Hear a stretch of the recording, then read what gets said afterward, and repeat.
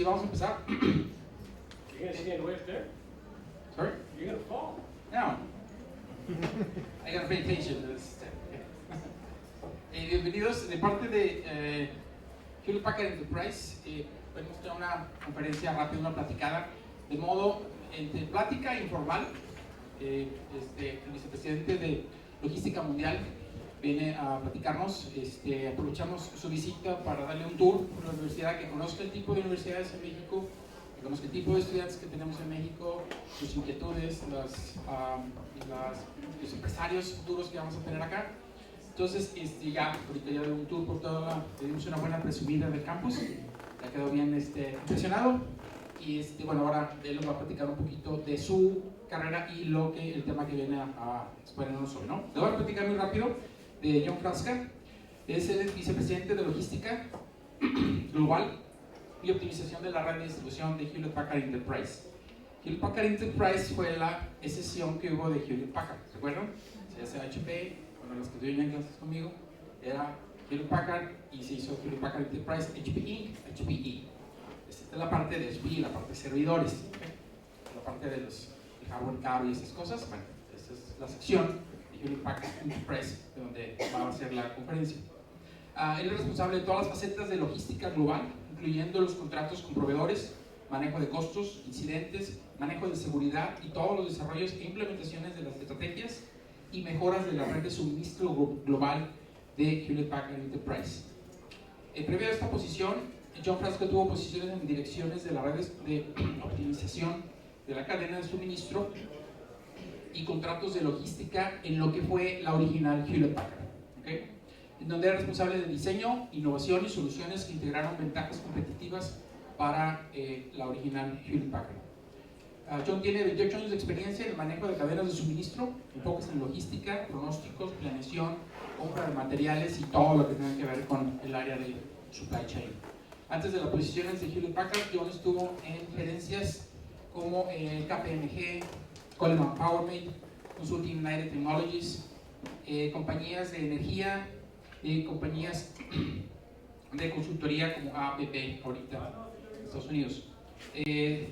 John es ingeniero mecánico del Western New England College. I didn't know that one. East Coast. Good. De Springfield, la parte de Massachusetts, ahí cerquita del incluso de MIT. Y tiene un MBA en el Polytechnic Institute of Troy, New York. I think you will explain that one, that college. Y bueno, actualmente John está basado en Houston, tiene esposa e hijos, 5 niñas, un niño, y estos niños son millennials como ustedes. Entonces, parte de la explicación va a ser cómo los millennials se van a integrar a la cadena productiva en México y en el mundo. ¿Ok? Luego con ustedes, John Frasca. Thank you very much. Okay, so let me get to know my audience a little bit. How many people are in their second year of college? How about third year? Good. Fourth year? Graduate program? Okay. So, a couple things. I went to school, I graduated in 1985, which means I'm old. Okay?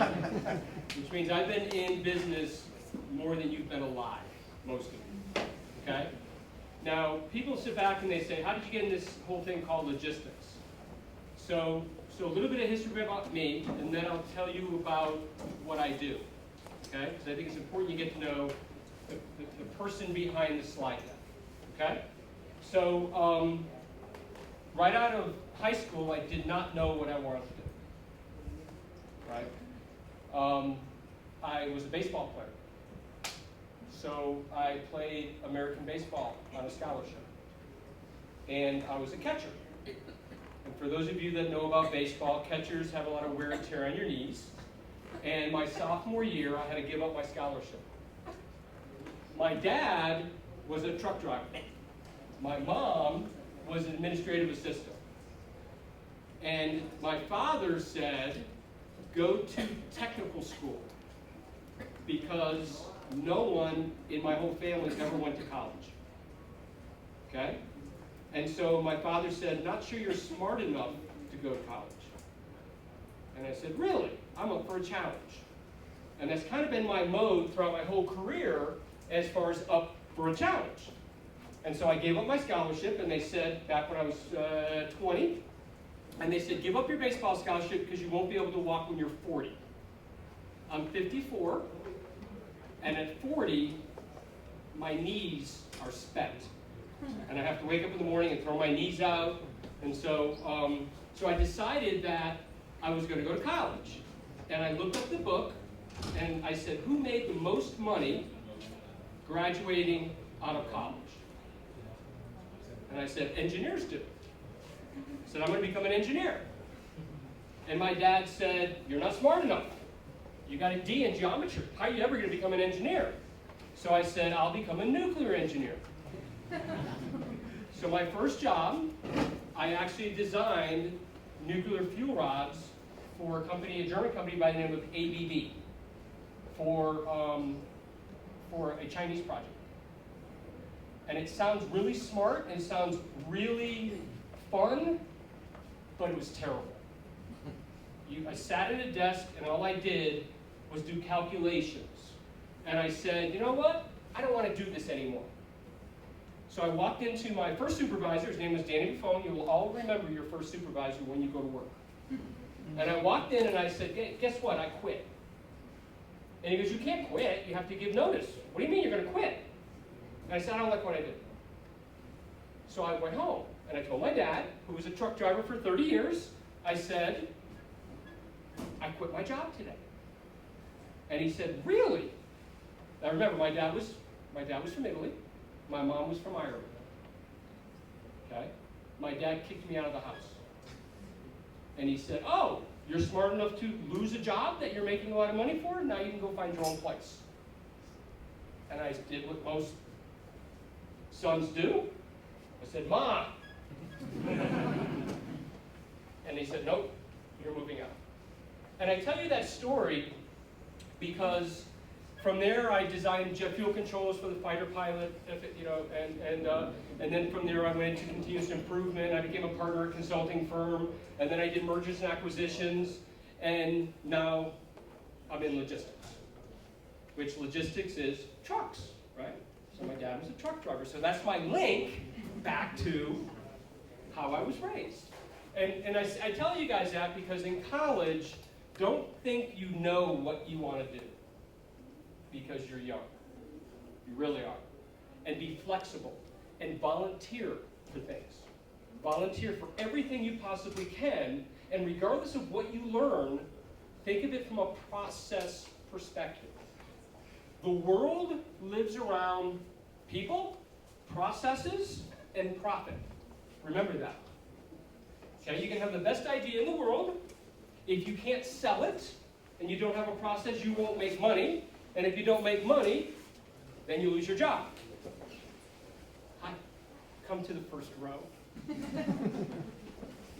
And so, the reason why I tell you that is because what I'm going to go through today is an opportunity that I have. So you had the long version of my resume. I worked for a place called Ingeniería up in Omaha, Nebraska. I lived in Omaha, Nebraska. I grew up in Connecticut. And they said to me, hey, Compact is buying Ingeniería. Who wants to move to Houston? And I raised my hand again. I said, I do. I'm up for a challenge, right? And so then I moved there, and then I headed up logistics, and then HP bought Compact. And they said, who would like to go into what's called a clean room and build this business? High risk. If it doesn't happen, you lose your job. And I said, I do. So guess what? A year ago, the company split. So how many people know that we don't do computers anymore? Hewlett Packard Enterprise. HP Inc. does computers, okay? What we do is we solve problems for customers, okay? How many people know about the cloud? All right? Now, cloud is so fun, right? Because, people go back to Yahoo and Remember, some of you guys have been around where you dial up, it goes, you got mail, that whole thing, right? And it was in this cloud, and everybody thought that it was a real cloud. It's not. It's a bunch of servers. It's a bunch of data centers, right? In which all this stuff is in there. And when you have a bunch of data centers, you have solutions. So what our company does now, and it's not a very small company, right now we're sitting around $23 billion, right? When we split, we were at $52 billion. And so what we do is, we deliver everything that you see here, but we also deliver solutions, cloud-based, mobility-based, right, cell phones, to help companies solve problems around data. So that's what we do. But more specifically, when you think about logistics, we move things. Like I explained, I have 6 kids. I have 5 girls and 1 boy. I have kids that are older than me. I have a 32, a 30, a 21, a 16, 14, and a 14-year-old boy. 5 girls. I know. Feel like pain, huh? So every 60 seconds, we ship a lot of stuff, right? We ship a lot of stuff to Microsoft and to Apple and to Facebook and to big companies all around the world to help them succeed with their data. Okay, so that's what we do. And so when we split as a company, again, a year ago, they said, hey, who wants to go into this clean room and help separate the company? You may not have a job when you come back. And I said, I do. And so I actually spent, again, I'm in Houston, I spent 48 weeks of my life in California, and I had a wonderful team, and we divided the company successfully in 10 months. And about 5 months into it, they said, we'd like you to build a team. We'd like you to come over here on Hewlett Packard Enterprise, and we want you to build the first ever logistics team. Now, keep in mind, I was part of the HPQ, Hewlett Packard headquarters, that offered services to this new team that I'm now heading up. The team had 12 people. And I sat back and I said, I'll take it. Because you only once in your lifetime get to build a company from ground up, incorporating your own culture, which is pretty cool, right? And it's pretty cool because, again, it goes back to people, processes, and profit, okay? And so what we did was, the first thing that you have to do is you have to hire a bunch of people, right? And you have to understand what is important to your customer, right? Now remember what I said. We deliver products to Microsoft, to Apple. Bet you didn't know that. All your little iPhones that you have? That's all I run my servers. Pretty cool, huh? That's confidential, by the way. You're not supposed to have that. But the cool thing about that is, when you talk to these customers, you have to put yourself in their mind's eye and say, what is important to you? I think I know what's important as far as delivering a box to you, but is that the importance? And as you start meeting with people, you start to formulate a strategy. So when you form a new team, a new company, because a lot of you are trying to be entrepreneurs, which is fantastic, you have to put together a business plan, right? You have to understand what kind of people you're going to have, what your process is going to be, and how you're going to make money, right? Which means you can't go out and hire a bunch of $200,000 a year people. You won't make any money, right? And so you have to understand what those processes are, and you have to understand what your end goal is. And so on day one, I sat back, and I said, it's all about the customer. It's all about delivering a perfect delivery. And people looked at me and said, you're crazy. That's not how logistics works. Logistics, you manufacture something, you put it in a truck or an airplane or a ship, and you deliver it, and the customer will take it. And what I found out was, as we're delivering these servers, it shows up, and by the way, these servers they can weigh as much as 25,000 pounds, okay? They're about as tall as I am. They cost in excess of $1 million. They range between $50,000 and $1 million for something as tall as me. When you drop one, you lose $1 million, okay? And so when we start looking at a perfect delivery, you have to understand your data, right? And when you don't have data, you have to go back and talk to people. And you have to analyze the data, and what you figure out is that what we're doing right now is not perfect. We were losing roughly $2 million a month from our logistics providers that they were dropping our product. Now, when I say dropping our product, I'll give you some examples. We had one guy delivered to Microsoft in a Ford 150 truck with a bunch of squished up beer cans in the back, wearing flip-flops, to the customer. Is that a customer experience? No. We had one that actually put it on the back of a truck, a lift gate, and it dropped. It dropped 10 feet, $1 million. Bye. And all the providers sat back and said, hey, I tried. And again, we had no processes in place. We had people that we were growing, and we weren't making money. Not in my team, right? And so the first thing that you do is, and the first thing that I did was, I launched this discipline called Know Your Numbers. My team understands this concept, right? It's know your numbers. It's how much is it costing me to do my job? What's the return on the investment of my job? How long does it take me to do my job? Does it matter to the customer? And understanding everything that you do and how it builds up into a metric. And so when I came over from HBQ, there was 110 metrics. We had 38 people that were managing metrics. I didn't know how to do that. I now have 10. You either make money or you don't. And by the way, 3 of them are people related. How am I going to grow my people? How am I going to educate my people? How am I going to recognize my people? Which are important because, again, people, processes, profit. And so that's how you have to look at when you open up your own business, looking at all of that. What's important to the customer? How are you going to measure it? And knowing your data. And then we have values. And what we did with values was we have value cards that we passed out to everybody. And it's part of their badge. And I sit back and I say, this is how you're supposed to act. Treat people with respect. Right? Very family oriented. All the things that your mom and dad taught you, that sometimes when you get angry, you forget. And so what I always say is part of my badge. I hang my badge right here. Therefore, it's part of my heart. It's part of my mind. And it'll become part of my DNA and my culture. Because happy customers buy more. Salespeople, if they walk in and try to sell something and they're grumpy, who's going to buy from them? Nobody, right? So it's all about, again, people, processes, and profit. And so then, when I start talking about a culture, my team hears me say this all the time.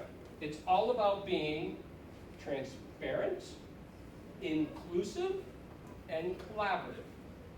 You know, it's an interesting story. When I became a vice president, everybody said, ooh, you're part of the secret society. And I said, let me understand this. I'm not making any more money. I'm not making a bigger bonus. I'm getting more work. I'm not seeing my family as much. How is that good for me? Right? And what I learned was it allows you to run your group like a small business. And my team hears me say this all the time. I run it like a family business. I make decisions like a family business. Why is it that my dad was a truck driver? He taught Bible class. He was a coach. But yet because he didn't have a high school education, he was stupid. It has nothing to do about whether you're educated or not.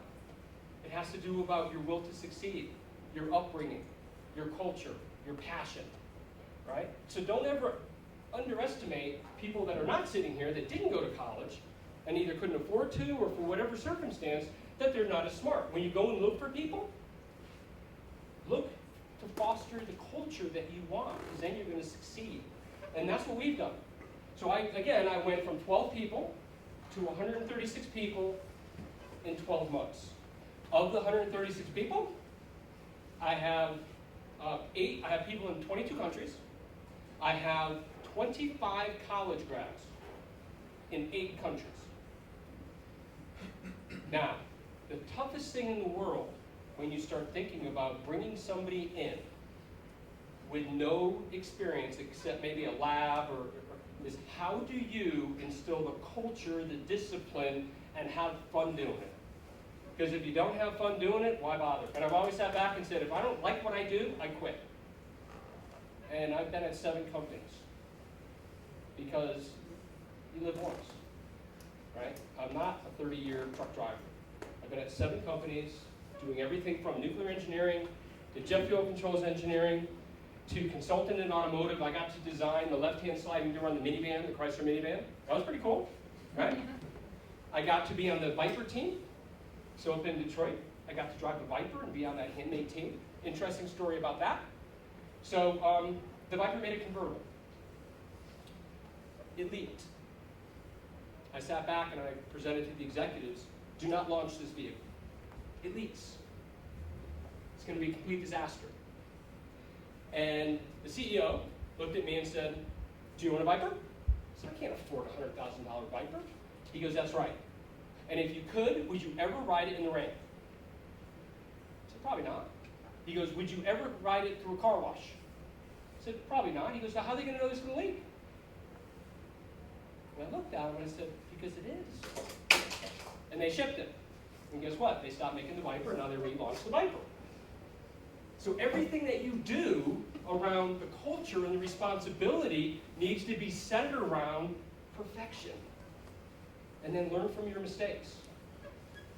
It's all about the culture. It's all about having a culture that not only extends within your peer group, but within your team, within upward to your customers and your suppliers.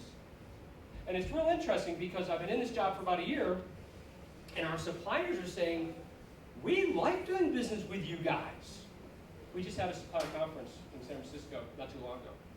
And today, at the executive staff, we reviewed the surveys. 46% response in surveys. There's a challenge. And their number one response was, we see a change in culture at Hewlett-Packard Enterprise, and we enjoy working. Not me, our company. But that's pretty cool, right?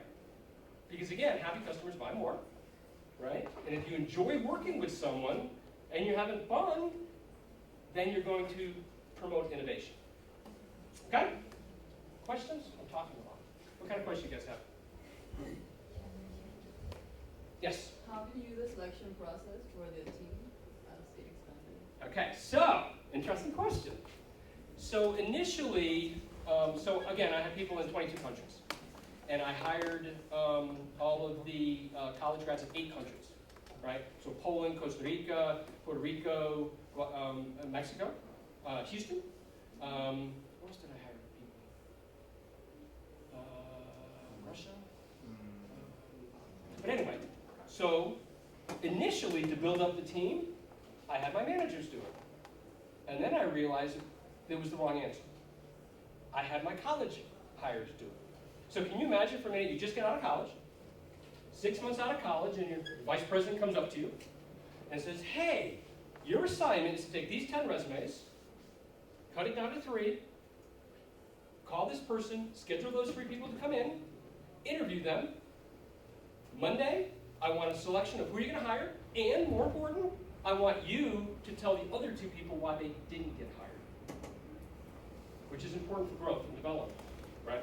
We've all been through resumes, it's always interesting. So then I participated on this. And so I had a panel of 4, they just graduated, 6 months out of college. And they asked questions like, what's your favorite emoji? Who's your favorite Pokemon? They kid you not, right? Now keep in mind, my kids were chasing around Is Pokemon still big here? Yes. They are? They're not big anymore in Houston. Ever since we went back to school or something, they're not big anymore, right? But my kids used to go around for hours chasing, I don't know the names of these things. But this one candidate sat back and said, well, mine is, name a Pokemon. Pikachu. And here's what my interview staff did. They went, So afterwards, we sat around the table. I said, okay, who do you want to work with you? And they chose a person. And by the way, that person's working for us now. And I said, I got to ask a question. What's the thing with the whole Pokemon? And they go, oh, well, they picked a very aggressive one. So we like that because that person's a good guy. Wow. Now, I would have never thought about that, right? Instead, what I do is I test my college grads with music and movies and I say, hey, have you ever heard of Ted Nugent? How many people heard of Ted Nugent? Okay, nobody. Wow, okay. So he's a singer, now he's a good golfer. But anyway, Foreigner? Styx? Leonard Skinner? Pink Floyd? Yes. So anyway, so that's how I'm hiring most of them. Now, when I have to hire somebody, like I just hired somebody in the Netherlands, that person I have my manager go off and interview them and make sure that I get the top talent, because they have to actually work with the government and do some other things. But all lower level people now, I nor my managers hire them. I have my recent college grads hire them. Because, and it's so funny, right? You sit back and we're all in queues, right? Nobody has offices. And I can hear them saying, guess what I'm doing at my first job? I'm interviewing and hiring someone. And they're talking to all their other college friends that are working at companies that get the big book of reading material for 6 months and try to learn about it. So it's pretty cool.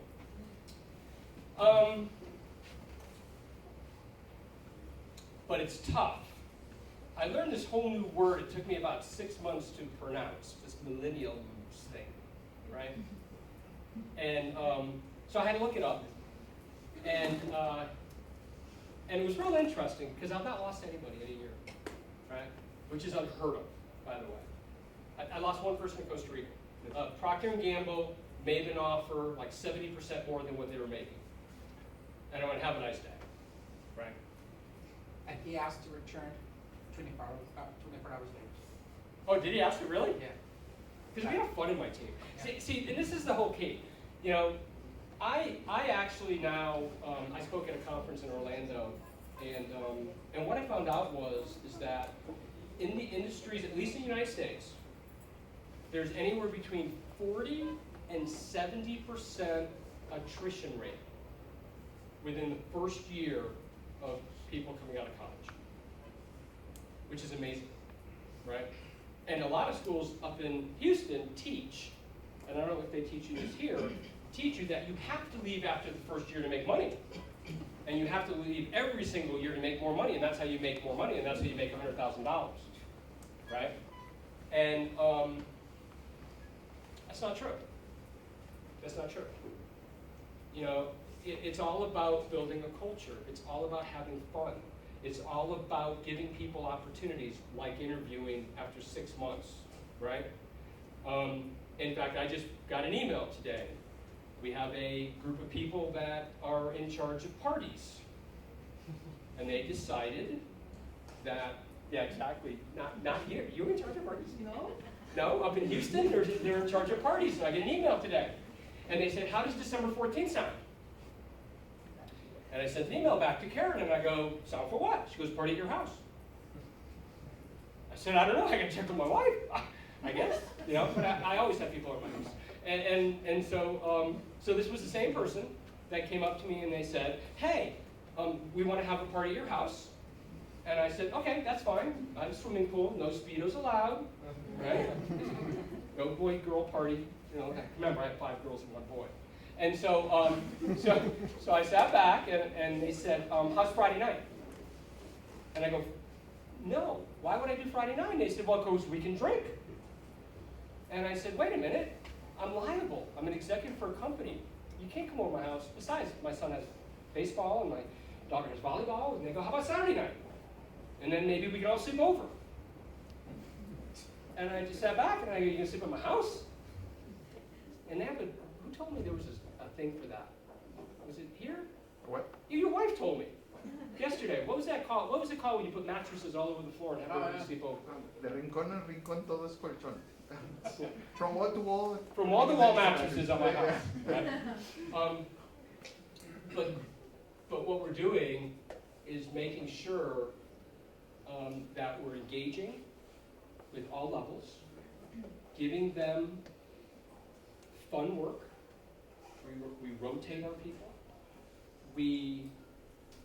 Every CEO meeting, I have 79 providers that I have, and I personally know the CEO at probably 50 of them.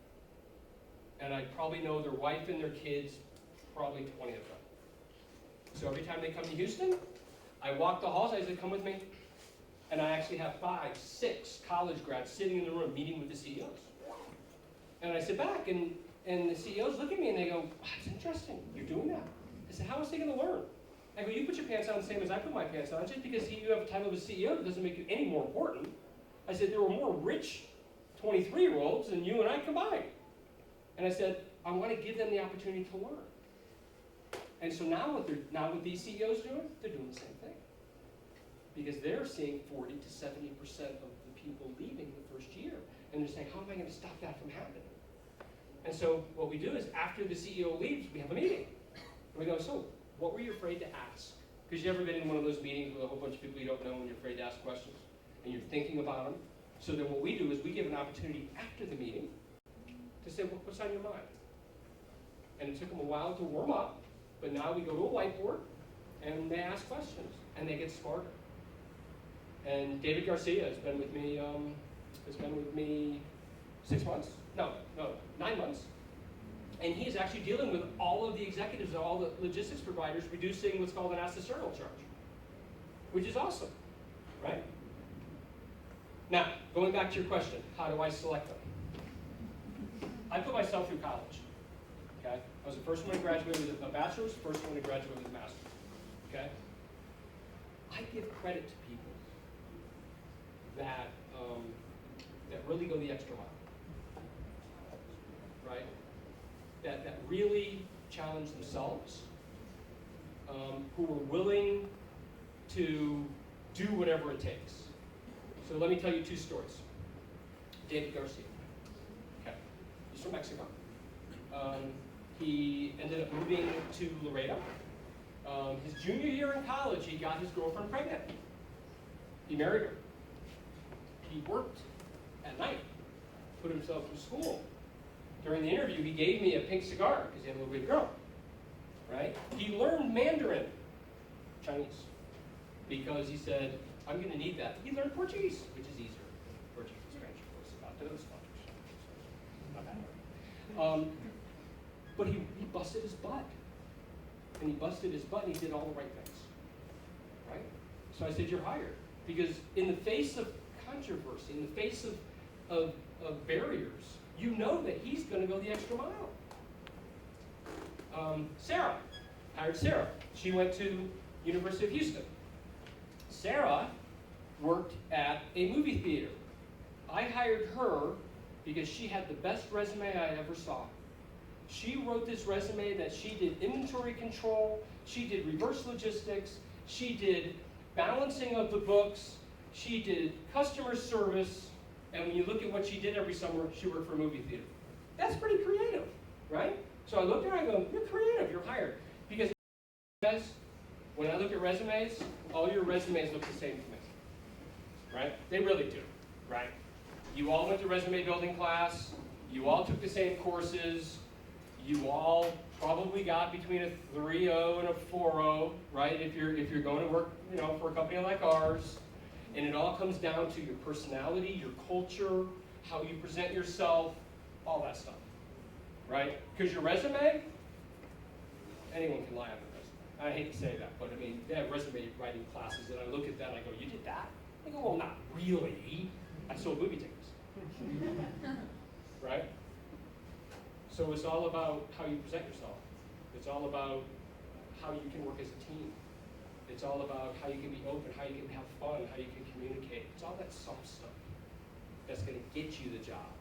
And then it's working hard that's going to keep the job. And when I talk about hard, I'm not talking 20 hours a week. That's what I'm talking about. I'm talking about volunteering and going the extra mile and looking at the data and really, questioning the system. I launched this thing called Land of Opportunity. And I launched it because a whole bunch of college kids came in and said, why are we doing that? That's dumb. Why are we doing that? And so what I did was I launched this Land of Opportunity. In the Japanese culture, they call it a suggestion box, right? And then I called it a memory jogger. So people would give me a one line, and they would say, I think what we're doing here is lousy because of this, and they put their name next to it. And then we have a whole list, and then a bunch of us got together. We went through the list, and oh, by the way, that list yielded $10 million savings. Not bad, huh?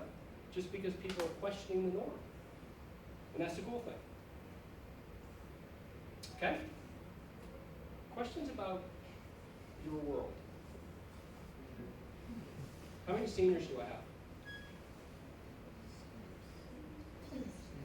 So are you ready to go in the workforce? You feel you're set? Probably. Scary, huh? Yeah. Never, ever think that, at least in the culture that I'm building, that it's not okay to make a mistake. Okay? I'm a true believer, if you don't make mistakes, that means you're not trying hard enough. Right? There was a guy that took Jerry Levin, who owned McAndrew Forums, who owned Revlon, who owned a couple other companies. He's in New York. He used to drive around in his Porsche convertible. Smart guy, billionaire. I sat down with him and I said, "So tell me, how'd you become a billionaire?" And he said, "I learned from my mistakes." He said, "Make mistakes and learn." He goes, "Because if you're not making mistakes, you're not trying." And so as you go into the workforce, that's the whole thing, right? Of looking at something and trying it. What's the worst that can happen? No one's going to fire you, right? They'll fire you for not trying, right? For not working, for not having a great attitude. That, and not fitting into the family culture, right? Make sense? I can talk all day, as my team knows, huh? Yeah. What other questions do you have? I have one. Yeah. Why did you choose people who is recent graduated, or you don't get contract with people with some experience? So, if you look at our demographics of our company, we've been around a long time. And as people moved up, they hired people not only like them, but close to the same level that they're at. And so what we ended up with was a inverted triangle, okay? Which means we were really heavy on the old people like me, right? And absent on those people that are gonna actually take the company for the next 100 years.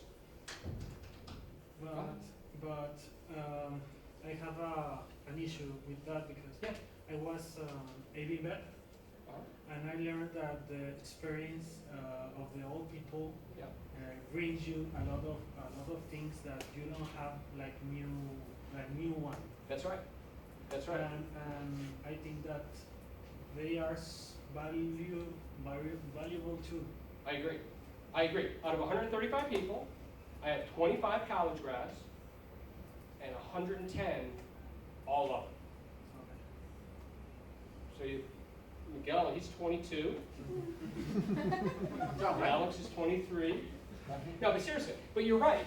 And so you have to put together a program that allows for that knowledge transfer to occur. Okay? And so we have mentor programs. We have rotational programs. My managers talk to their folks every day. When I first started work as a nuclear engineer, they gave me 2 big binders. My supervisor did, and they said, we'll see you in next month if you have any questions. And I sat there, completely disillusioned, completely. And by the way, I was the guy, my junior year, I sent out 115 resumes, and I had 19 job offers. Okay? Now, just to let you know, I was not a 4.0 student, right? I graduated with 3.38, which is still good, but it's not A's, right? It's not like what I tell my kids, they better get A's. Yeah, right? But I'm an overachiever, right? And so how do you then take that knowledge and transfer it? You have to foster the environment to do so. That's why I bring the college grads with me to meetings. I went up to Dallas, drove up to Dallas, and it was so funny. So I went up to Dallas and I said to Jacob and David, I go, guys, I'm driving up to Dallas, go with me. We're gonna go meet with the CEO of Ryder, and we're gonna meet with the CEO of Pegasus, 2 logistics companies up in Dallas. And they go, ooh, okay. I don't have an American Express card. Where am I going to stay? Right? Because we have American Express cards, you get hotel rooms. And I go, oh, well, you're staying with Steve Turgente, one of my managers. I go, all three of you are staying in one room. And I never told them I wasn't going to do that. And so fast forward a week later, I hear them talking, and they go, do we really have to sleep with Steve? I wonder if we're going to have 2 clean beds. And I walked over to them, I go, you're going to get your own room, silly. You know? But it was their first business trip, right? So we're sitting there after meetings, and they're like, hey, did you see the minibar in our room? And I had to coach them. Don't drink the stuff from the minibar. It's $10 a drink. And I said, come on, I'll buy you an ice cream. But it was so funny, right? Because it's all through that learning that you don't read in a book, right? That you don't drink the minibar because no one's going to pay for it, and when you get out of it, it's a $200 bill for these little shots of vodka, right? You don't do that, right? You don't buy waters there. You go to, right? I mean, all these little travel tidbits that you use and all that knowledge transfer that brings people along.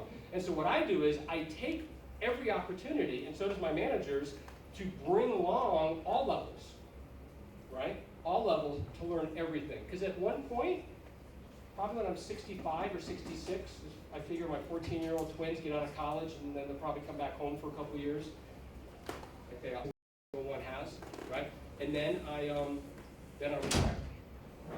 And so I only have 10 years to bring these lack of knowledge kids, really, right? Because you're coming right out of school like yourself, right? I'm not supposed to call kids, but my kids are that age, right? Where you teach them such that they can run the company. And that's crucial. Because if you don't give them that opportunity, they will leave to go run another company, trust me. You know? Yes? Which skills are you looking for in students or in millennials? What kind of skills are you looking on you? So, process thinkers. Okay. Oh, you have a course like that? Yeah. Oh, you do?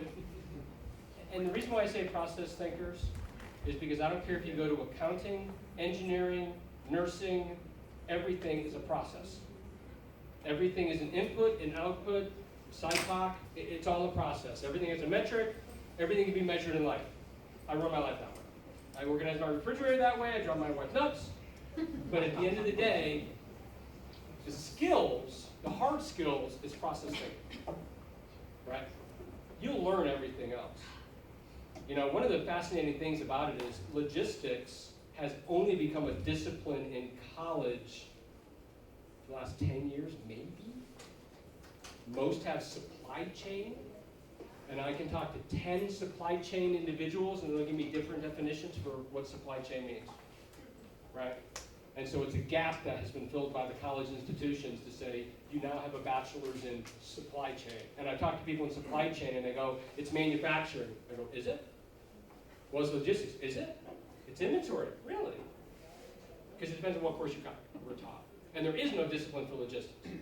But we do logistics every day. And you are a process thinker whether you took the course or not.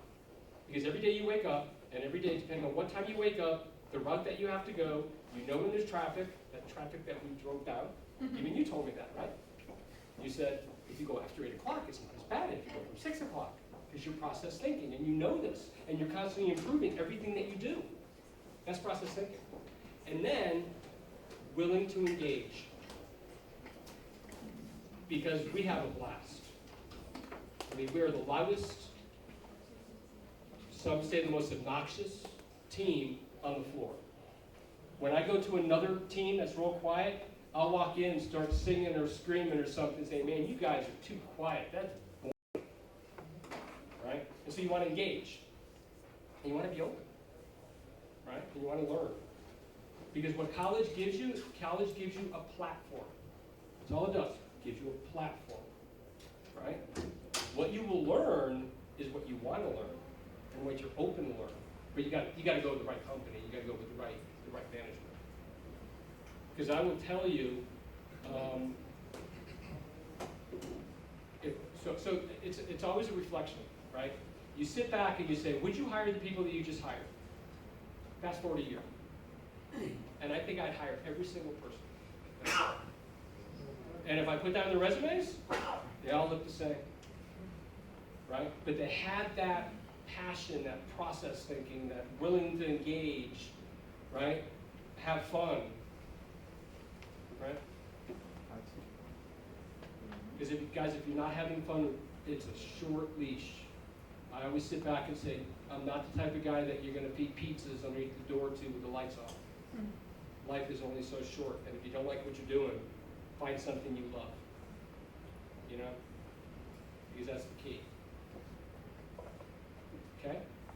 What are the questions? Yes, sir. How you identify that process thinking in the interview? So I'm going to answer that in two ways. I'll tell you what I used to do, and I'll tell you what I do now. What I used to do is I used to give a case study to the individual, and then they had 10 minutes to respond. Now I'm going to date myself, because we used to have overhead projectors.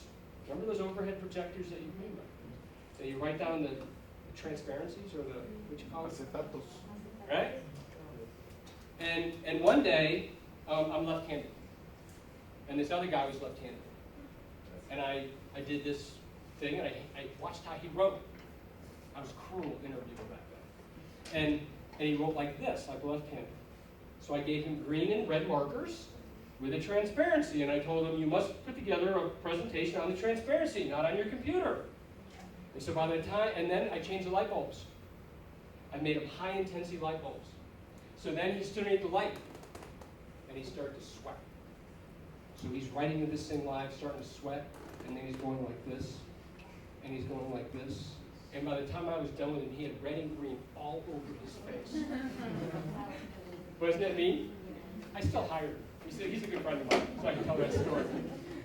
But what I do now is more so, I usually, when people walk in, I'll take their resume and I'll crinkle it up, and I'll put it in the garbage in front of them. And you can, now I've already read the resume, but I crinkle it up and watch for reaction. And see how they handle pressure, because that's pressure, right? When they go, especially if they paid like $500 to have someone do their resume for them, and they just crunch. And then I start asking them questions. I'll usually walk up to a whiteboard, and I'll draw a truck, and I'll draw a building, like draw a truck and everything else, and I'll go, okay, what would you do here? Right? And either they understand, it's not that's not logistics. That's I got into my car and I drove, right? Or something, and I watch them, and I watch their body language. The body language tells a lot, right? Because people can lie to you and keep a straight face until you get them as an employee, and then you go, oh, crap, right? And so I test them in different situations. And then every person I've hired so far, I bring in a panel. I don't do individual interview. I think that's unfair when you hand them markers and stuff. We do a panel, and I tell them, I'm going to tell you. Guy I hired, Zach. There's no Zach. No? Yes. He wore a blue t-shirt under a white shirt with a tie. I'm like, dude, didn't your mom tell you never wear a blue t-shirt under your white shirt? Right? I opened it up with that. I said, didn't you take the course on how to dress for an interview? And he goes, oh. No. And I go, relax. So I still bust him on that, you know? But you have to have fun, and you see how people react in different situations, right? So it's not case study based. If you go into consulting, trust me, it'll be case study based, right? It'll be case study based if you go to like, any of the Booz Allen or McKinsey or any of those guys, because they're charging based on dollar per hour. My chargeable rate used to be when I left $375 an hour. I didn't make that. They made that. But yeah, it's really process type questions. And see how you think on your feet. Because if I asked you, so tell me, what you did on your resume? You're going to read me what you put on your resume. The other thing I'll tell you guys that are juniors, get involved in different types of external and internal clubs. And that's important. It shows leadership, right? Team up with different companies around the area that want you to do different types of think pools, right? Because that's going to put you in a real life situation outside of the classroom. You know, volunteer at church, volunteer as an umpire for baseball. Do all that stuff, because all that stuff is going to have you get used to working in a team, right, in different leaderships. I mean, I'll give you an example. 2 years ago, I decided that one of the things I was missing in my resume, I look at my resume every 6 months, and I ask myself, what am I missing? And not to switch jobs, but to go find that missing link. So I ran for president of a homeowners association, of a complex of condos. That was dumb. People yelling at you, you don't even get paid for it. But you learn finances. You learn about what I call comfort creatures, and enhancing the value of their property, and having meetings with people that don't care about you, that are not work for you. It's really, it's a great experience. It takes time, but you know, volunteer for everything. Okay? Other questions? Yes, ma'am. Okay, why we say that, why your customers choose you, I mean, your topper, instead of about the other companies?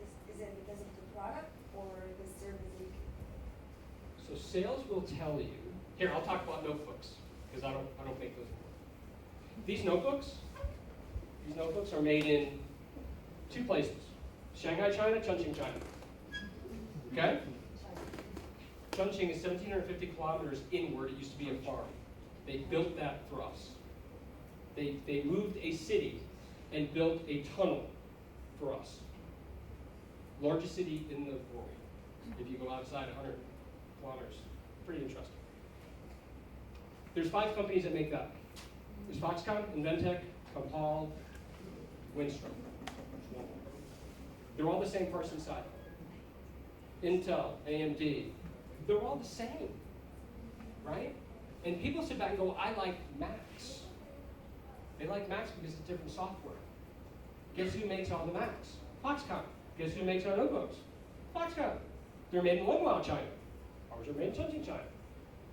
So it all comes down to branding. It all comes down to marketing, right? It all comes down to sales, right?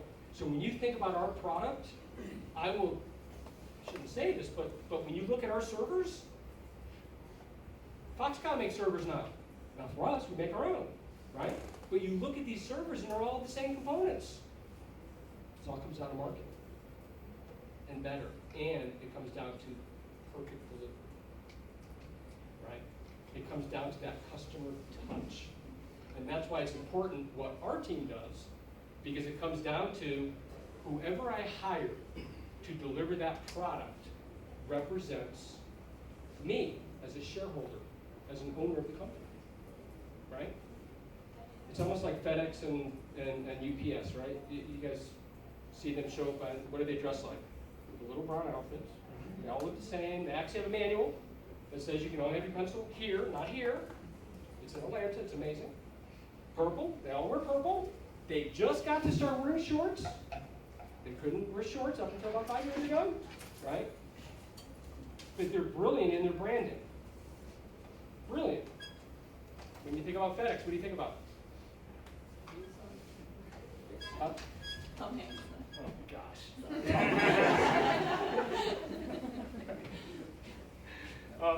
But you think about Express, right? You think about, when you think about tissue paper, who do you think about? Kleenex. When you think about a soft drink, who do you think about? When you think about printing, who do you think about? Epson, but HP. HP owns 67% of the market. 67%. Okay? When you think about servers, you have no flipping idea. Because you never see them. Right? Because it's not a consumer product, so it's all about sales and marketing. Because at the end, that's yeah. And people will pay for that. How many people waited in line for like the 7, the Apple 7? Right? It's amazing how many people. It's a cult. People are willing to pay for this device that doesn't work very good. All my kids have them. Not the 7s, the 6s, 5S. But you sit back and it's like, my gosh, people built a brand about it. People drive around in your cars with a half-eaten apple. right? I mean, it's just crazy, but that's the differentiator. And so what we're trying to do in logistics is launch this perfect delivery, and perfect delivery means two things. Number one, giving it to you when you want it, how you want it, and damage-free, right? And so now people are saying that is a differentiator. And nobody's doing that in the world. Nobody. And now what I'm doing is I'm getting the word out and I'm speaking about perfect delivery to all kinds of customer forums. And now it's starting to become Wikipedia word, right? Perfect delivery. Because that's how we're going to do a game changer in our world. And it takes a lot. It's not easy. I mean, these guys bust their butt with data. That's all we talk about, data. It's all about data. So, yes, sir. So after working all these years in 7 different companies, Yeah. what's your next step in life? So I'd like to tell you peace and quiet, but I would tell you, I have 3 grandkids. And my wife used to run global trade for Compaq 20 years, heading up global trade. And when we got married, I said, someone's got to raise our kids, and either I quit or she quits. And I was absolutely more than willing to give up my job because I think raising kids are extremely important. And so she decided to put her career on pause. And so now the kids are over my house. At any given time, I have 12 kids at my house. At any given time. 2 Fridays ago, homecoming. We have homecoming here. We have homecoming dance, right? So everybody goes, gets dressed up around the football game, around the fall. Yeah, soccer, right? I had 18 14-year-old girls sleeping at my house. And so what am I going to do? I have no flipping clue, right? I mean,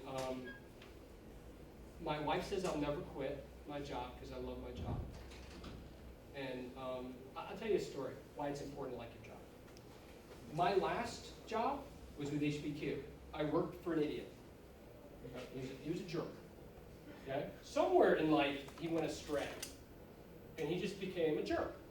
And he just didn't become a jerk to me. He was a jerk to his kids. He was a jerk to his wife. He was just a very unhappy individual. And what happens is when you're like that as a boss and you create a negative environment, guess what?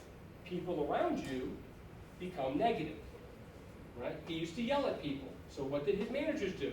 They yelled at people. So I used to call up my wife and I used to say, honey, I'm on my way home. And I used to think that when she said, oh yes, dear, I'm glad. She wasn't glad. She prepared my kids. Because when I came home, I was a jerk. So if you think you can switch off cultures at home and at work, you can't do that. You can't. I have a 4-mile drive. I didn't have time to become a non-jerk, right? To unwind. And so now, fast forward, when I raised my hand, I said, I'll take this job. And I sat there on a Saturday at 10 o'clock at night, and I was working. And my wife looked at me and she said, you're smiling. I said, I'm working because I love what I do. I'm not working because I'm told to work on something. Which is a key difference.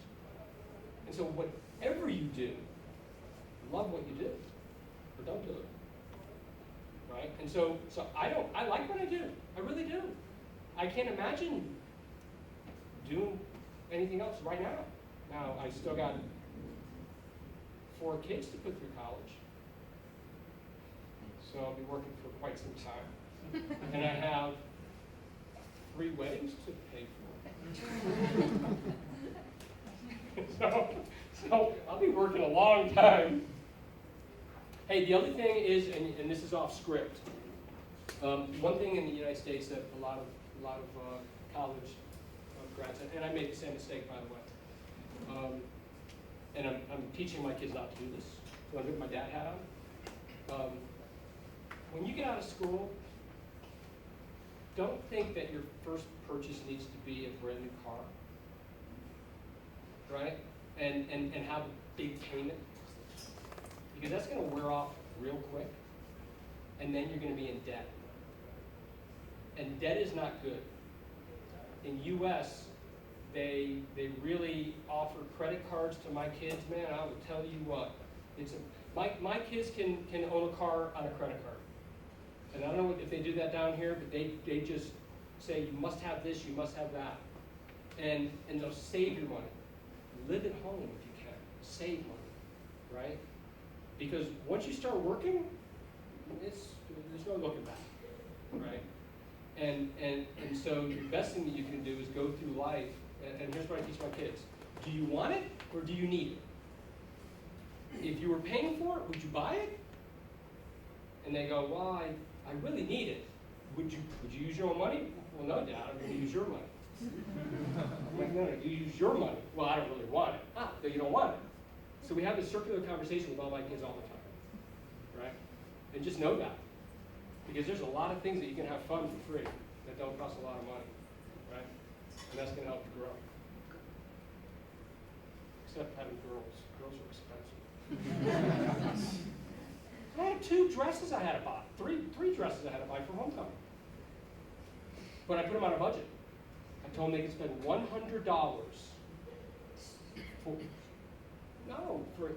listen, $100 for dress, shoes, updo, makeup, everything. $100. So all they did was switch shoes among themselves because most of them have the same shoes. But I said they could switch shoes. What are the questions? Yes? At the workplace, how would you describe the relation between millennials and older people? I mean, their Wow, bosses. older people. Let's say different generations. So it's real interesting. I will tell you 2 stories. So first of all, you would never know in Houston, because that's where I sit, you will never know the difference. You would never know the difference. Nobody treats anybody any different. The culture I'm trying to instill is that we all put our pants on the same in the morning. I don't care how old you are. Whenever I see entrepreneurs that are millionaires, right, that are 20, 21 years old, right, who am I to say, well, they're not old enough to do what I do? Right? I mean, it's just a mental model that you have to get over. The story I will tell you is I was on a conference call, right? And if you talk to my kids, that's all I do. And I have a headset on, and we're all in cubes, and Karen comes up to me, and can you always sense when someone's like standing behind you? It's kind of eerie, right? So I was talking to a bunch of employees, and I turned around, and she goes, hi. And I go, let me put you guys on mute. What's up? And she goes, did you read the monthly article? And I said, yeah, I published it. Did you read about me? I go, yeah, I did. She goes, really? So what did it say? She was testing me. Now, I would never, in 1985, go up to a vice president and have that conversation, right? I'd be intimidated, right? It kind of tells you that we're all equal, right? And I looked at her, I said, no, I read it. And she goes, no, you didn't. Tell me the first thing that I put in there. I said, okay, you caught me. Hold on. So I resumed the call. I go, guys, I'll be back in 5 minutes. So I put it on hold, and I read it. And she was a vegan. And she goes, see, I'm a vegan. I said, good for you. I said, I'm not. So every day, I went home and I grilled out sausages. And I put sausages on a stick, and I walked by her cube going, would you like one? Would you like one? So we have this comical thing going on. And so no, you really don't see the cultural difference. I mean, do you guys see it down here? Yeah. No. You see, well, no, I was talking to my team that's sitting right here. I'm teasing. So, what do you tell me about? Tell me more. Professors and I think it will make a difference between So, all professors, turn your ears off. All professors, turn your ears off. Okay? Professors are different. Right? Seriously. Professors are academias that they have to teach. And in order to teach, you have to have that teacher-student type relationship. It wouldn't matter if your professor was 22 and you were 28. Right? There's a certain element of teaching that has to happen that you can't get in a very collapsed time frame like you do in the workplace. Right? I mean, when you're with me for 20 years. When you're with him for a semester. right? And he has a script that he needs to teach him, he's accountable for, right? So I understand within the schools. I don't understand within the workplace. I really don't. I'll tell you a story. So program management, another key thing. So I taught my kids program management at home. So I decided to put a pool in my house, outside my house, not in my house. And I said to my daughter, who was a freshman in college, she goes, I'm going to get a summer job. I said, no, your summer job is to interview the family members, build a business requirements document. Does this sound familiar?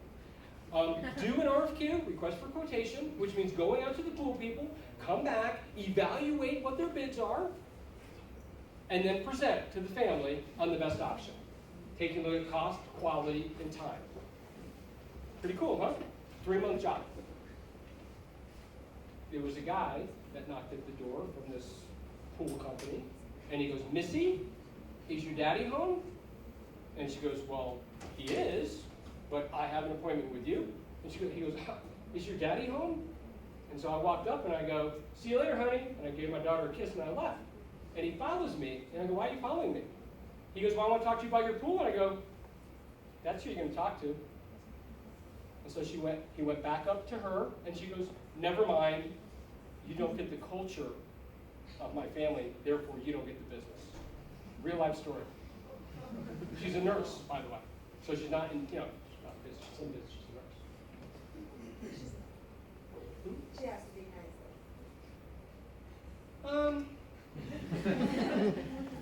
Yeah, she's great. She's got my little daughter, my little granddaughter who's 1.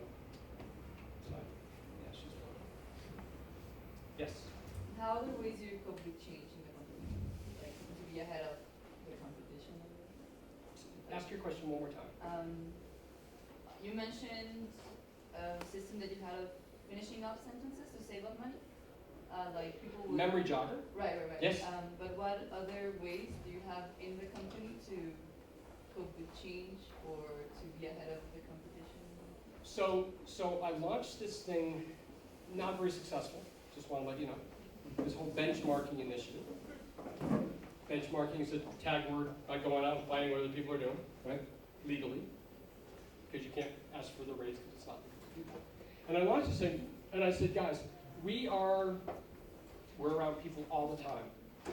Whether it be at church or whether it be at other functions, and get to know people and talk about business and ask questions and what are they doing, and let's put this in a big data warehouse, big data set, right? And then bounce against what we're doing and to see if we can make some changes. It failed miserably. Because I think people view it like, how am I going to capture this and stuff? But what we do is we do go outside and we do formal benchmarking and informal benchmarking and test it against how well we're doing. We also have metrics in place. And that's the key. So let me tell you about a metric. I should have my team say what the metrics are. One is a trading expense as a percentage of net revenue. Now, what does that mean? Trading expense is logistics cost, warehousing cost, movement of goods, whether it be an airplane or a truck or a ship, that cost. Duties, how many people know what duties are? Okay, when you go through into India or Brazil, or you pay duties, right, on the goods. And so that divided by the revenue. And when we started, our goal was 1.3% of revenue, net revenue. And people looked at me in my last company, which we track this as well, for HPES, business that we have, EG, we never, ever, ever did better than 1.92. Never. Okay? So when I came in, I said, I can name that tune in 1.3. And they go, you're crazy. I said, actually, what I want to do is I want to be at 0.99, 1.0. All right, perfect. Right? So we ended at 1.27. We got as low as 1.14. We kicked butt, right? And we kicked butt by knowing your numbers, right? Because if you know your numbers and you know what you do and how it impacts your financials, then you can drive the behavior that makes your financials better. If you don't know your numbers, so guys, how many people have taken a finance course? Yeah, you all did. It's kind of a waste of time. Uh, I'm serious. You learn T accounts, you learn elementary finance. That's not real life finance. When you walk into a company, every company does finances different. Unless, of course, you're in accounting. Because if you're in accounting, then you got these. But everybody does finances different. Get to know your finance person. Surround yourself by a great finance guy. I got the best finance guy in the world, Marco. He's in Germany. The guy knows his numbers, right? He makes me look good. Surround yourself with people who make you look good. It's awesome. And so then all you have to do is cheerlead, right? But know the numbers, because if you don't know your numbers, so you get a benchmark. But how do you know how good you are if you don't know your numbers? So you know your numbers. So everything that we do, I preach that always, know your numbers. And I walk up and down the aisles, and I go, "What's our percentage of net revenue?" And people can now start to know. And that's how you get better. You challenge. Good question. You're never supposed to say good question after someone asks a question. Just one. Right? Couple presentations. Okay. What else? Yes? Which shipping company do you do your logistics? Like, for example, which company delivers your server from China to the United States? Okay. So I started with 119. I'm down to 76. 10 of my logistics providers make up 92% of my $550 million spend. Okay? Knowing your numbers. Okay? The specific lane from Asia into Houston is done by a company called Expeditors International. That's Singapore to Houston. I use Nippon from Houston to Singapore. I use UPS inland. I use out of Tangent. I use Foxconn. No, not Foxconn. I use Expeditors. Why did I say Foxconn? That's because that's where Foxconn is. Right? And so you never want to give it all to one, right? You take a look at what their core competencies are. You get to know their senior leadership, because you don't want to understand where they are today. You want to understand where they're going. And then you want them to go in the direction that's complementary to where you're going. Because if they go left and you go right, then they're of no use to you in 3 years, right? And that's called capital infusion. You want to put capital funds into wherever you want to take advantage of that provider. And so we have, in fact, Jennifer leads this for me, we have partner management meetings in which we meet with the top 8 providers and other CEOs, and that's some of the things we talk about. What company do you know? For shipping? Yeah. Like, for example, to China, Evergreen Company. Evergreen Company is she's called an MLO, which is a main steamship line that owns their own assets. They're actually a Taiwanese company. Yeah. Yeah. Yeah, all of their dorms of all the people that are on the Evergreen planes, as well as are all green. It's funny, your campus is all different. Theirs is all pea green. Yeah. So. The other thing is volunteer to travel. Okay? There's no better opportunity in the world. I've been to 3 full passports, and each passport has an expanded things. I've been to everywhere from Kazakhstan to Israel to name the country. But I've never been to North Dakota. So take advantage of that too. And it was funny, I say that is because there was a logistics company that actually offered a rotational program where somebody would spend 3 months in Taiwan, in Taipei. And right out of college, they go, no thank you. I really like to stay home. I'm like, what? All expense paid to Taipei? Taipei's pretty cool. A lot of motorcycles, they sound like little buzz bees going around. Okay, other topics. Other questions? How many people have switched majors since you started? That's good. You're parents probably said that wasn't good. But that's actually good, because then you're being exposed. And I'll tell you, you'll get out of school, and you'll do something, and it probably won't be your first and last job. Okay? It won't be. You have to be a chameleon. You have to be able to be flexible, right? And have fun doing it. What'd you change from to? Mechanical engineering. You got out of mechanical engineering? Yeah, it Why? was so hard. Oh, wow. Do you know that I used to study 14 hours a day in mechanical engineering? Differential equations was not my friend. It is hard. No, I used to study 14 hours a day. Because I was competing against kids that were 4.0s, right? And my dad said I wasn't smart enough. And so I just studied. Cool. Other questions? Don't drive with Anna. That's me. Anna shared something with me that I'll share with you. She's had 22 Tickets. 22 tickets. Speeding ticket. Pretty cool, huh? Yeah. All other guys are going, what kind of car is she driving? Anyway, guys, I had fun. I know I talked a lot. Hopefully you guys learned a lot. You know, don't underestimate the amount of effort it takes to graduate and graduate well. For every opening that I have, I get on average 100 resumes back at all levels. All levels. It is absolutely amazing. So your differentiator is not your resume. Your differentiator is yourself. Right? Don't ever be afraid. Practice in the mirror. You know, if you're religious, pray a lot.